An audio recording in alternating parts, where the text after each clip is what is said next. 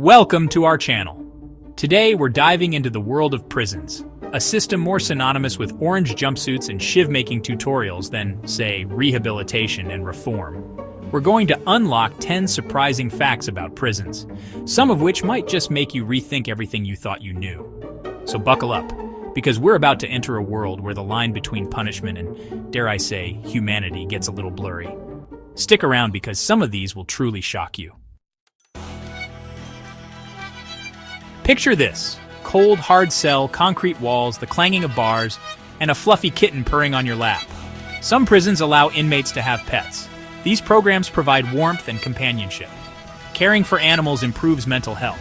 It teaches responsibility and empathy. Training a dog can be therapeutic. These programs partner with shelters. Who doesn't love seeing a criminal melt at a puppy? Inmates undergo training to become pet owners. There are rules and regulations. A unique bond benefits both inmate and animal. If that's not a reason to rethink prison, what is? Let's hop on a plane and jet set over to Norway, known for its stunning fjords and progressive prison system. Norway focuses on rehabilitation over punishment. Prisons here look more like college dorms.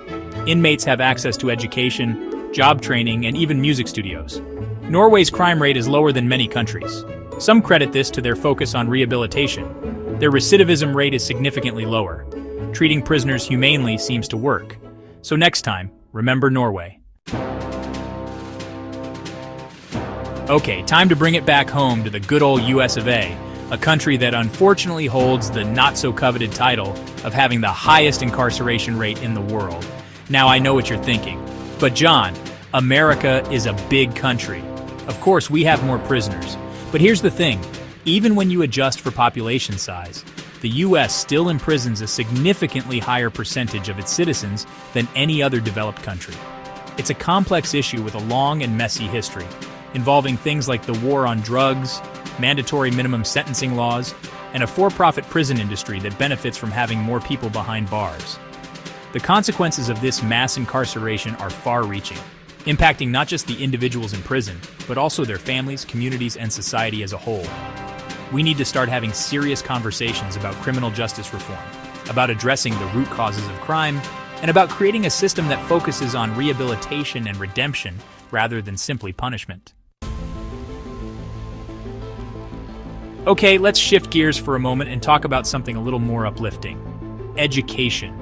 Believe it or not, some prisons offer inmates the opportunity to earn college degrees.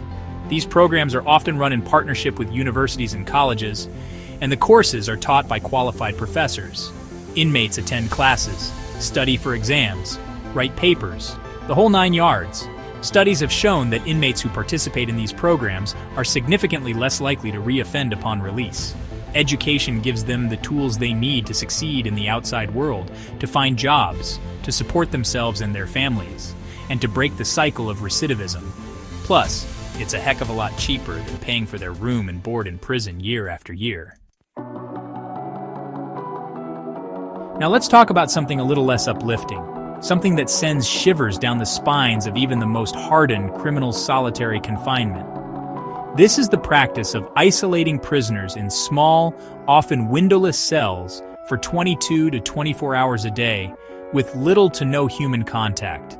Imagine, if you will, being confined to a space slightly larger than a parking spot, with nothing but your thoughts and the echoing silence for company. Solitary confinement is often used as a form of punishment for disciplinary infractions or to separate inmates deemed dangerous. But here's the thing: prolonged solitary confinement can have devastating psychological effects. We're talking anxiety, depression, paranoia, hallucinations, self-harm, suicidal thoughts, the whole 9 yards of mental anguish. At what point does it cross the line from punishment to torture? It's a question that we as a society need to grapple with. Okay, folks, time for a little economics lesson, but don't worry, I promise to keep it as painless as possible. Today's topic: for-profit prisons. Now, for those of you unfamiliar with this concept, it's exactly what it sounds like. Prisons run by private companies for the purpose of making money. Proponents of for-profit prisons argue that they're more cost-effective than government-run facilities. But here's the catch: these companies are incentivized to cut corners, reduce staff, and most importantly, keep their prisons full. This creates a perverse incentive to lock people up and throw away the key, regardless of whether it's actually in the best interest of society. The privatization of prisons raises serious ethical questions about the role of corporations in our criminal justice system. All right, pack your bags. We're taking a trip to the land of the rising sun. Japan, a country known for its politeness, efficiency, and, well, let's just say a rather strict approach to prison life. Japanese prisons are governed by a strict code of conduct that emphasizes order, discipline, and, well, let's just say it, conformity. Inmates are expected to follow a rigid schedule, with every minute of their day accounted for. We're talking wake-up time, meal time, work time, even bathroom break time, all strictly regimented. And don't even think about slouching. Posture is paramount in Japanese prisons. Inmates are expected to sit up straight, walk in single-file lines, and address guards with the utmost respect.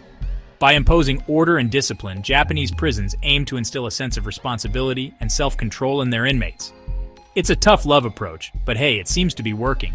Japan has one of the lowest recidivism rates in the world. Let's talk about creativity behind bars. Inmates express themselves through art, music, writing, and podcasting. The San Quentin News is a Pulitzer-nominated newspaper by inmates. Ear Hustle is a Peabody Award-winning podcast from San Quentin. These outlets give inmates a voice and connect them with the world. They challenge stereotypes and humanize the incarcerated.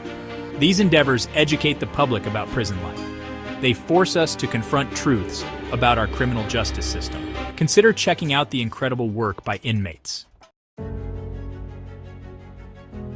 All right, folks, get ready to have your minds blown, because today we're talking about open prisons. Open prisons are a type of minimum security correctional facility found in a handful of countries around the world, primarily in Europe. Now, the key difference between open prisons and traditional prisons is, well, freedom. Inmates in open prisons are given a significant degree of autonomy. They're often allowed to leave the prison grounds during the day to work, attend school, or visit family. They can wear their own clothes, cook their own meals, and even have access to the internet. Countries with open prisons often have lower recidivism rates than countries with more traditional closed systems. The idea behind open prisons is that by gradually reintegrating inmates into society, by giving them a taste of freedom and responsibility, they're more likely to succeed upon release. It's about rehabilitation, not just punishment. Proponents argue that they offer a more humane and effective approach to incarceration, one that benefits both the individual and society as a whole. All right, folks, time to address the age-old question. What's for dinner? Specifically, what's for dinner in prison? Now, prison food has a bit of a reputation, and let's be honest, it's not exactly known for its culinary excellence. But here's the thing, prison food varies drastically from country to country, and in some parts of the world, it's actually, dare I say it, good? Shocking, I know. Take, for example, Japan. Japanese prisons are known for their surprisingly balanced and nutritious meals.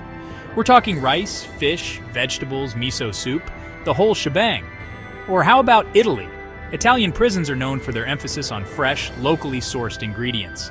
Inmates often help prepare the meals, learning valuable culinary skills in the process. Now, before you book a one-way ticket to a Japanese or Italian prison for a gourmet getaway, let's be clear. Prison food is still prison food. It's not about Michelin stars or fancy plating. It's about providing inmates with the sustenance they need to survive, and in some cases, even thrive. Well, folks, there you have it. 10 surprising facts about prisons that might have made you rethink everything you thought you knew.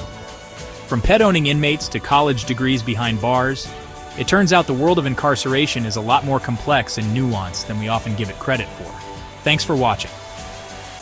If you enjoyed this video, make sure to subscribe to our channel for more fascinating content. See you next time.